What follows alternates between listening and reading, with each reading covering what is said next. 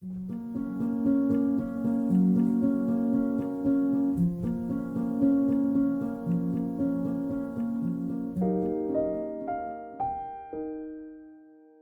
우리에게 주시는 하나님 말씀은 요한계시록 19장 1절에서 10절 말씀입니다. 이 일 후에 내가 들으니 하늘에 허다한 무리의 큰 음성 같은 것이 있어 이르되 할렐루야, 구원과 영광과 능력이 우리 하나님께 있도다. 그의 심판은 참되고 의로운지라.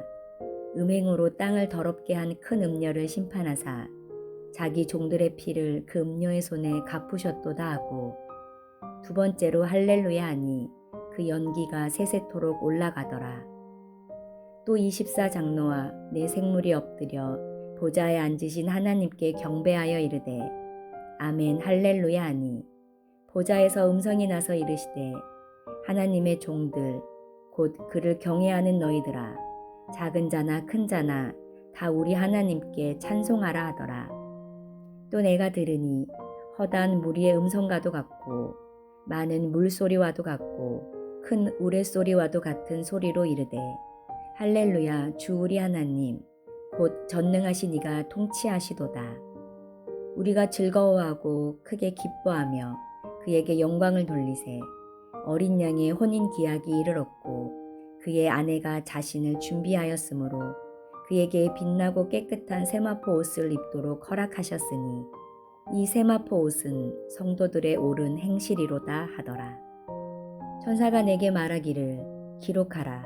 어린 양의 혼인잔치에 청함을 받은 자들은 복이 있도다 하고, 또 내게 말하되 이것은 하나님의 참되신 말씀이라 하기로 내가 그 발 앞에 엎드려 경배하려 하니, 그가 나에게 말하기를 나는 너와 및 예수의 증언을 받은 내 형제들과 같이 된 종이니 삼가 그리하지 말고 오직 하나님께 경배하라.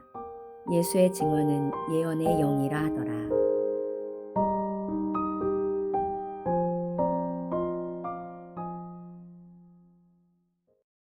할렐루야라는 말이 구약 성경에서 굉장히 자주 등장합니다.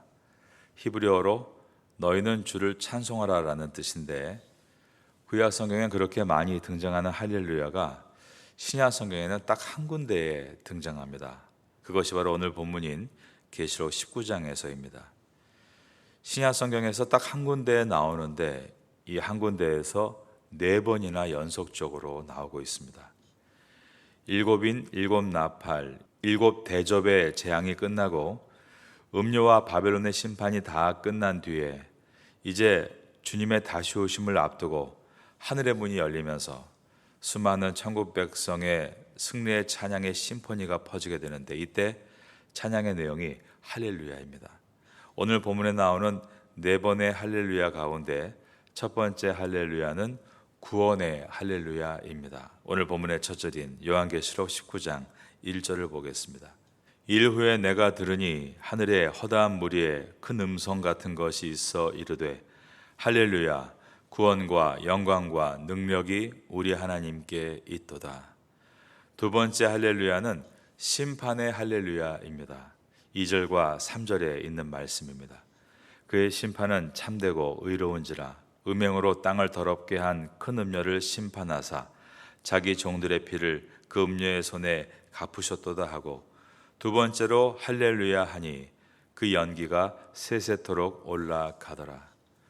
우리는 살면서 수없이 많은 모순과 억울한 일을 겪습니다. 나는 살아오면서 단 한 번도 억울한 일을 겪은 적이 없다라고 말할 사람은 아무도 없을 겁니다. 정말 우리가 하지 않은 일 혹은 하지 않은 말에 대해서 했다라는 억울함이 있기도 하고, 내가 힘이 없다고 해서 나를 무시하거나 짓밟힘을 당하기도 하며, 또 뒤에서 나에 대한 음해를 하는 일들, 그런 일들을 안 겪어본 사람이 누가 있겠습니까? 인생은 다 각자의 입장에서 억울한 것입니다. 개개인도 억울한 일을 많이 당하지만 사회 전체 안에 얼마나 억울하고 악한 일들이 자행되고 있습니까? 그러면서 악한 자들은 힘만 있으면 면죄부를 받아냅니다. 사람들은 돈 많은 자들이 제대로 심판을 받고 있다는 생각을 하지 않는 것입니다. 정의가 집행되지 않기 때문에 다들 답답해하고 분노가 많습니다. 이 땅에는 완전한 정의를 기대하기 어려운 것입니다. 그런데 마지막 날 주님께서 다시 오실 때입니다. 그때는 하나님께서 이 땅을 심판하시는데 하나님은 공의롭고 정의롭게 또 정확하게 심판하실 것입니다. 한 사람도 남김없이 그 정의로운 심판에 토를 달지 못할 정도로 깨끗하고 분명한 심판이 집행이 될 것입니다. 2절을 다시 봅니다. 그의 심판은 참되고 의로운지라 음행으로 땅을 더럽게 한 큰 음녀를 심판하사 자기 종들의 피를 그 음녀의 손에 갚으셨도다. 특별히 자기 종들의 피를 그 음녀의 손에 갚으셨도다라는 말씀에 주목해야 합니다. 요한계시록에서 계속 강조되고 있는 메시지는 복음으로 인해서 핍박당한 성도들의 한을 하나님은 반드시 풀어주신다라는 데 있습니다. 기독교 역사 2000년 동안에 얼마나 많은 믿음의 선배들의 피가 뿌려졌습니까? 한국에 복음이 들어올 때도 수많은 믿음의 선진들의 순교의 피가 뿌려졌습니다. 그때 그들은 세상 앞에 너무나 연약해 보였습니다. 하지만 최후의 심판날에 주님이 다시 오실 때 부활한 성도들은 모두가 영광스러운 하늘나라 잔치에서 그 피가 헛되지 않았다는 것을 깨닫게 될 것입니다. 결코 우리가 무기력하지 않았다는 것을 어둠의 권세가 산산이 부서지고 심판받는 것을 통해 확인하게 될 것입니다. 17장, 18장에서 우리는 세상 권세를 장악했던 음녀와 바벨론의 강성함을 보았습니다. 그들의 권세가 영원할 것 같았습니다. 그러나 우리 주님께서 다시 오시는 그날 그 강성했던 권세들이 한순간에 망하게 되는 것을 이제 우리가 보게 될 것입니다. 그래서 우리는 세상의 강성함 앞에 기죽지 말고 살아가야 합니다. 흰옷을 입은 수많은 천국 백성이 부를 이 할렐루야 천국의 찬양을 생각하면서 우리는 이 땅의 억울함을 잘 견디고 이겨나가야 하는 것입니다. 하나님의 공의를 믿고 불의 속에서 여러분들은 믿음을 지키고 이겨나가는 성도가 될 수 있기를 예수님의 이름으로 축원합니다. 세 번째 할렐루야는 아멘의 할렐루야입니다. 4절과 5절입니다. 또 24 장로와 내 생물이 엎드려 보좌에 앉으신 하나님께 경배하여 이르되 아멘 할렐루야 하니 보좌에서 음성이 나서 이르되 하나님의 종들 곧 그를 경외하는 자들아 작은 자나 큰 자나 다 우리 하나님께 찬송하라 하더라. 교회에서 가장 많이 쓰는 말을 고르라면 교회를 다니지 않는 사람들도 두 단어를 꼽습니다. 교회는 가장 많이 하는 말이 아멘이고 그리고 또 하나가 할렐루야라는 것입니다. 그런데 두 단어가 한꺼번에 붙어 나오는 경우가 성경에 거의 없는데 요한계시록 15장, 이 요한계시록 19장 5절에 유일하게 아멘과 할렐루야가 함께 나옵니다. 이것은 의미가 있습니다. 아멘이란 말은 그렇게 될 줄 믿습니다라는 고백입니다. 아멘 자체가 이미 간절한 바람을 갖고 있는 기도죠. 이 땅에서 신앙생활하면서 그동안 얼마나 우리가 많은 아멘을 외쳤습니까? 그런데 아멘, 즉 그렇게 될 줄 믿습니다 고백한 대로 세상이 되었나요? 꼭 그렇진 않았습니다.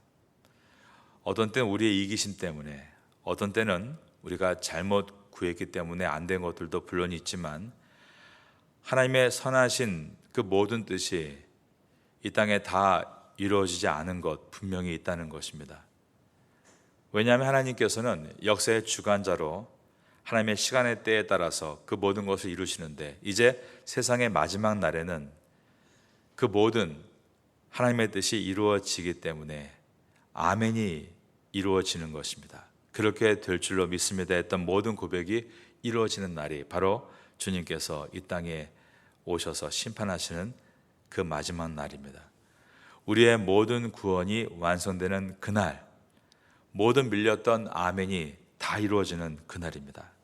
그렇게 될 것을 믿습니다 고백했던 아멘이 이루어지는 그날, 아멘 할렐루야가 울려 퍼지게 될 것입니다. 또 24 장로와 내 생물이 엎드려 보좌에 앉으신 하나님께 경배하여 이르되 아멘 할렐루야 하니 보좌에서 음성이 나서 이르되 하나님의 종들 곧 그를 경외하는 자들아 작은 자나 큰 자나 다 우리 하나님께 찬송하라 하더라. 성도는 이 마지막에 큰 은혜를 만끽하게 되는 것입니다. 작은 자나 큰 자나 이 말은 너나 할 것 없이입니다. 다 우리 하나님께 찬송하라 하더라. 즉 아멘 할렐루야를 외친다는 말입니다. 이루어질 것을 믿는 것에 대해서 이제 모두가 이루어졌기 때문에 아멘이라 외치고 그것에 대한 감사로 할렐루야라고 외치는 것입니다. 모든 기도의 제목들이 하나님의 선하신 뜻 아래서 완성되는 것을 보면서 천국의 심포니, 이 할렐루야 찬양이 울려 퍼지게 되는 것입니다. 네 번째는 승리와 통치의 할렐루야입니다. 6절을 보겠습니다. 또 내가 들으니 허다한 무리의 음성과도 같고 많은 물소리와도 같고 큰 우레소리와도 같은 소리로 이르되 할렐루야 주 우리 하나님 곧 전능하신 이가 통치하시도다. 주님이 통치하신다, 이 사실만으로도 얼마나 우리에게 큰 감격이 되는지 모르겠습니다. 초대교회 성도들은 로마의 거센 박해 속에서 눈에 보이는 것은 오로지 로마가 보여주는 철권 통치뿐이었습니다. 세상의 모든 권세를 그가 잡고 있는 줄 알았습니다. 하나님의 역사가 거의 느껴지지 않을 만큼 눈에 보이는 현실이 힘들었다는 것입니다. 그런데 사도 요한에게 허다한 무리의 음성과도 같고 많은 물소리와도 같은 큰 우레소리가 들려왔습니다. 그 음성은 할렐루야 주 우리 하나님 곧 전능하신 이가 통치하신다 였습니다. 하나님께서 지금 이 역사를 방치하시는 것이 아니라 태초부터 세상 끝날까지 하나님이 통치하고 계시고 이때까지 이해할 수 없었던 역사의 포즐 조각이 세상 마지막 순간엔 완전하게 맞춰지게 되므로 하나님이 역사를 통치하시는 분을 우리는 보게 될 것이다. 이것을 요한계시록이 말씀하고 있습니다. 그때 우리가 무릎을 치면서 천국에서 외치겠죠. 아, 그랬군요. 그래서 그러한 일이 제 앞에 있었군요. 하나님의 생각이 하늘이고 우리의 생각이 땅과 같아서 우리가 이해하지 못했던 것을 이제 우리가 다 이해함으로 우리의 찬양은 터져나옵니다. 하나님의 통치에 대해서 벅찬 감격으로 찬양을 드리는 할렐루야가 일어나게 될 것입니다. 그리고 그 천국에서는 이제는 어둠의 세력의 방해가 없이 오직 주님만이 다스리시는 그 나라와 자유 속에서 축제의 함성이 터져나오게 되는 것입니다. 누가 통치자로 있는가? 이것은 우리 인생의 하늘과 땅의 차이가 될 것입니다. 같은 땅에 살아도요, 연산군이 다스리는 시대에 조선의 백성들은 정말로 불안했습니다. 그런데 같은 땅에 살면서 세종대왕이 다스리던 시대를 우리는 태평성대 시대라고 부릅니다. 누가 다스리는가가 중요합니다. 이때까지 우리 인생에 마귀의 어둠이 있었다면 우리가 예수님을 믿고 구주로 영접한 그 이후부터는 우리의 심령을 다스리시는 분은 하나님이십니다. 그러나 우리의 육이 계속해서 어둠의 권세로 공격을 당하고 있지만 하나님은 우리에게 새 일을 시작하셨기에 반드시 그 일을 이루어내실 것입니다. 이제 주님이 다시 오시는 그날까지 세상의 이 바벨론 같은 제국은 계속 우리를 힘들게 하겠지만 요한계시록은 조금만 더 힘을 내라. 하나님의 통치의 완성이 이제 멀지 않았다라고 말씀합니다. 이제 우리가 이 땅에 임하는 주님의 나라를 만나게 된다면 그 나라 어떨까요? 우리가 천국에 대해서 상상하는 것은 아주 보배롭고 귀한 일입니다. 하나님의 말씀을 붙잡고 저는 천국에 대해서 이런 생각을 했습니다. 천국은 하나님의 음성만이 가득한 곳이다. 사탄의 보이스피싱이 없는 것이다. 여러분, 그 하나님의 음성이 가득한 천국을 매일 새벽마다 말씀을 묵상하심으로 얻게 되시기를 예수님의 이름으로 축원합니다. 역사적으로 완전한 하나님의 나라가 임하게 되면 이제 영적인 전쟁은 끝이 납니다. 긴장이 아니라 승리와 축제와 평안을 누리게 된다. 이것이 오늘 본문에서 터져나오고 있는 할렐루야의 의미입니다. 할렐루야가 가득한 가운데 어린 양의 혼인잔치가 일어나게 됩니다. 이 어린 양의 혼인잔치가 오늘 본문의 핵심 구절입니다. 바로 7절의 말씀입니다. 우리가 즐거워하고 크게 기뻐하며 그에게 영광을 돌리세. 어린 양의 혼인 계약이 이르렀고 그의 아내가 자신을 준비하였으므로. 어린 양의 혼인잔치를 이해하려면 그 당시 유대인들의 결혼 풍습을 우리가 좀 알 필요가 있습니다. 유대인들이 결혼할 때에는 남녀가 먼저 약혼을 합니다. 정혼이라고도 하죠. 그렇게 해서 일정 기간 동안 보통 1년 정도를 보내고 난 후에 진짜 결혼식을 거행하는 것입니다. 그런데 이 약혼, 정혼이라는 것이 굉장히 중요하게 여겨집니다. 요셉과 마리아가 아직 결혼하지 않은 정혼한 사이였습니다. 거의 이 기간 동안에 결혼과 똑같은 힘을 갖게 됩니다. 그러다가 실제 결혼식으로 이어지는 것입니다. 이 기간이 보통 1년에서 2년 정도 걸리는데 이 기간 동안 해야 될 일이 있습니다. 그것은 약혼이 시작될 때 신랑의 신부에게 먼저 지참금을 주는 것입니다. 아주 귀한 지참금이죠. 그 지참금에 따라서 이 신랑에 주는 사랑의 크기가 표현되기 때문입니다. 신랑이 약혼자인 예비 신부에게 말을 합니다. 지금부터 이제 약 1년 뒤에 그때가 어느 날일지는 알지 못하지만 내가 돌아올 것입니다. 그때가 내가 당신을 데리러 오는 날이니 반드시 기다려 주십시오. 신랑이 정확한 날짜를 말해주지 못하는 이유가 그 날짜를 결정하는 것은 신랑이 아니라 신랑의 아버지이기 때문입니다. 이렇게 1년 정도의 시간이 지나고 다 준비가 된 때에 이제 신랑이 결혼식을 위해 친구들과 함께 신부를 데리러 가면서 결혼 잔치가 시작되는 것입니다. 예수님께서 이 유대인의 결혼 문화를 가지고 우리에게 비유로 말씀하고 계십니다. 예수님께서는 항상 자신을 신랑으로 지상의 교회를 신부라고 표현하셨습니다.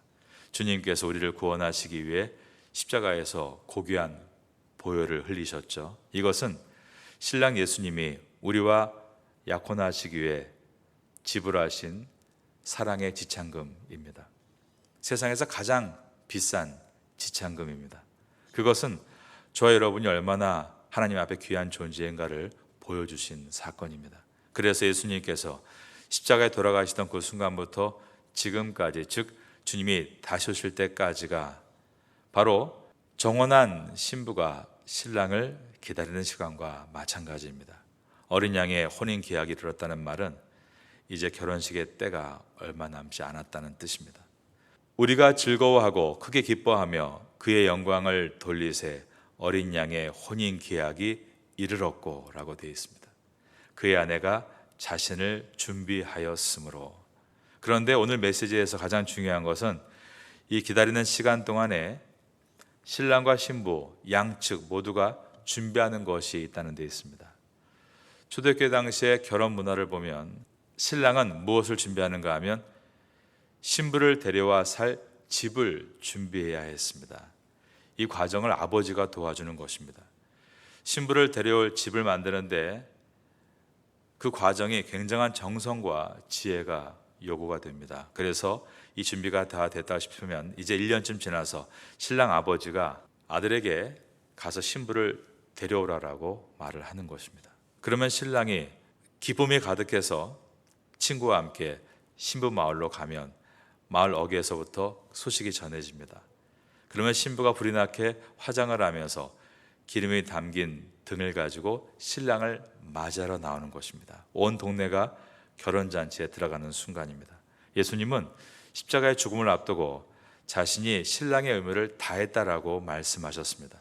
요한복음 14장 1절과 2절에 들어있는 말씀입니다. 너희는 마음에 근심하지 말라. 하나님을 믿으니 또 나를 믿으라. 내 아버지 집에 거할 곳이 많도다.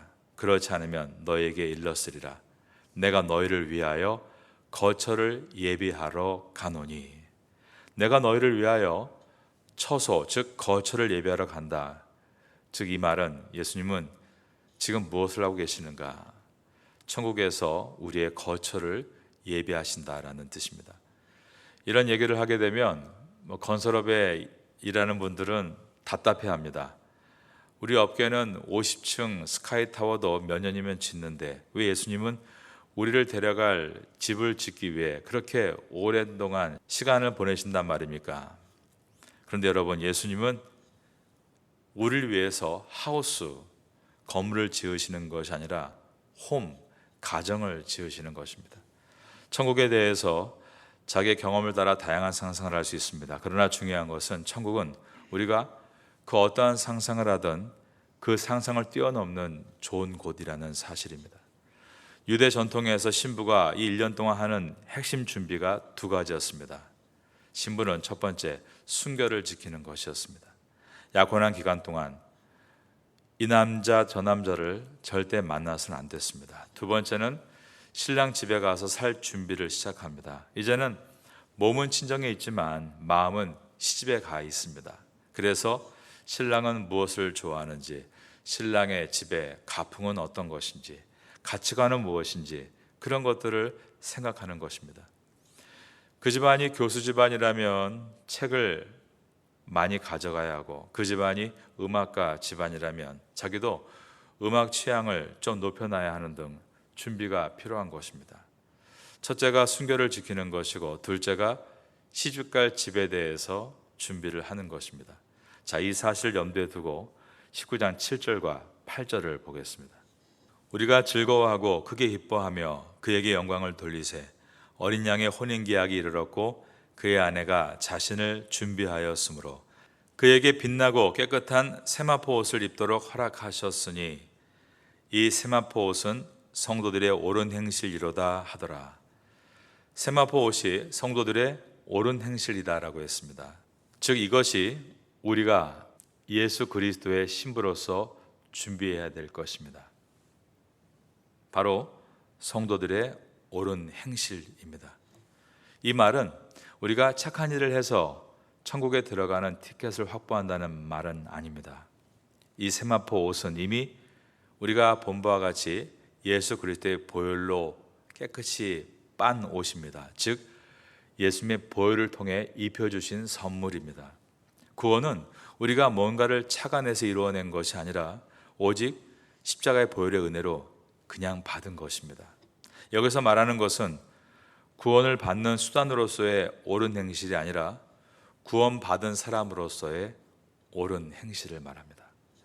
이 엄청난 은혜를 받은 사람, 은혜와 함께 하늘의 능력을 받은 사람은 이제 세상 사람과 다르게 그 인품에서, 그의 삶에서 구원 얻은 사람으로서의 열매를 드러내야 마땅하다는 뜻입니다. 바로 이것이 세마포 옷을 입었다는 의미입니다. 주님께서 주신 원단, 그 깨끗한 옷을 이제 우리가 잘 간직해야 합니다. 우리의 예복입니다. 신부가 해야 될 가장 중요한 준비가 첫 번째가 순결인 것입니다. 신부와 창녀의 차이는 아름다움이 아닙니다. 순결에 있습니다. 성형외과 아무리 다녀봤자 소용없습니다. 순결해야 합니다. 우리가 앞장에서 바벨론의 음녀를 살펴보지 않았습니까? 외형적으로 뛰어난 아름다움을 가지고 있습니다. 온갖 화려한 옷과 비싼 보석들로 치장했습니다. 하지만 그 실상이 얼마나 추악했습니까? 왜냐하면 그 안이 죄악의 덩어리로 되어 있기 때문입니다. 그러나 주님의 신부된 교회는 대조적입니다. 화려하지 않습니다. 심플합니다. 옷에 보석이 박혀 있지 않습니다. 깨끗한 세마포 옷을 입고 있을 뿐입니다. 주님의 교회는 이와 같이 복잡하지 않아야 됩니다. 깨끗해야 합니다. 거룩하면 됩니다. 주님의 교회의 본질은 순결을 거룩하게 지켜나가는 데 있기 때문입니다. 거룩을 잃어버린 교회는 아무리 크다 할지라도 세상을 변화시킬 수 없습니다. 그러나 교회가 아무리 작더라도 그 교회가 거룩하다면 그 교회를 통해 그 지역은 변화될 것입니다. 교회는 생각이 순결해야 합니다. 말과 행동이 순결해야 합니다. 우리가 잘난 사람이 돼서 이곳에 모여야 될 이유가 없습니다. 우리가 진실한 사람이 돼서 이곳에 모여야 합니다. 세상이 악해질수록 교회는 역설적으로 더 깨끗함을 요구하게 되는 것입니다. 9절을 보겠습니다. 천사가 내게 말하기를 기록하라. 어린 양의 혼인잔치에 청함을 받은 자들은 복이 있도다 하고 또 내게 말하되 이것은 하나님의 참되신 말씀이라 하기로. 여러분 모두는 이 어린 양의 혼인잔치에 참여하게 되는 구원받은 성도들입니다. 이 구절의 말씀은 저와 여러분의 말씀입니다. 이 은혜를 기억하고 거룩한 비전을 버리지 말고 비전을 붙들고 승리하시기를 예수님의 이름으로 축원합니다.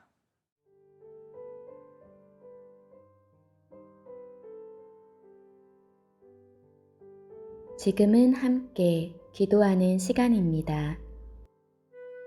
12월의 공동기도 제목은 첫째, 12월 15일 주일 권사 안수집사 임지식을 위해 기도합니다. 둘째, 12월 15일 주일 태국 예배부 크리스마스 전도 집회를 위해 기도합니다. 셋째, 12월 28일 토요일 한동대학교 반증자이 고아원 선교를 위해 기도합니다. 넷째, 12월 29일 주일 제11차 장애인 가족 초청 행사를 위해 기도합니다. 말씀을 붙잡고 기도하는 귀한 시간 되시기를 소망합니다.